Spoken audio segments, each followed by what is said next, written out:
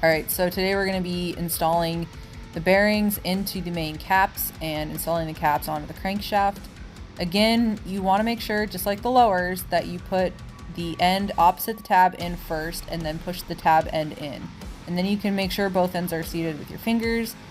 It is recommended to wear gloves, or at least make sure you minimize the amount of touching you do to the surface of these bearings with your bare fingers. The oils can mess up the surface of the bearings. These are also marked. These bearings are marked lower and upper usually. If not, a good indicator is that the uppers have grooves in them and the lowers do not.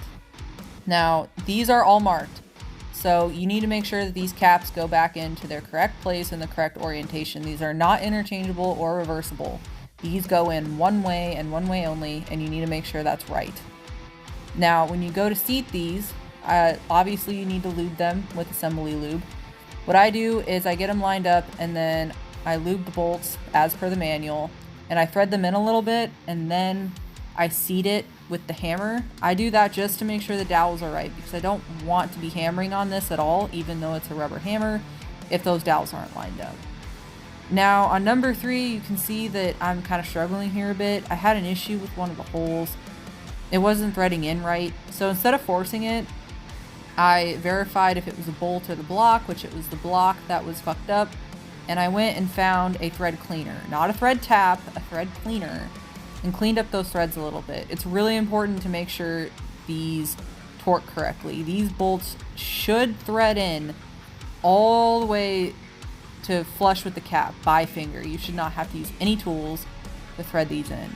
If you are having to use tools or it's getting caught up, please clean your threads. That is important. And then again, just go down the line and make sure the bearing surfaces are all lubed. Make sure your bolts all have a light coating of engine oil on them. Again, that is per the manual, so please do that. It's for the correct torque procedure.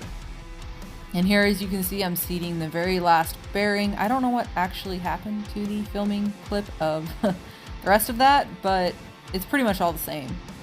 And once I get all of these threaded in nice and good and they're all seated, I will go through and just give all of these bearings a tap and make sure they're all seated. Again, the biggest things is lube your bolts, lube your bearings, and make sure these caps are seated and make sure they're in the correct orientation before you go to torque them. And once you got this done, then you're ready for the torque procedure.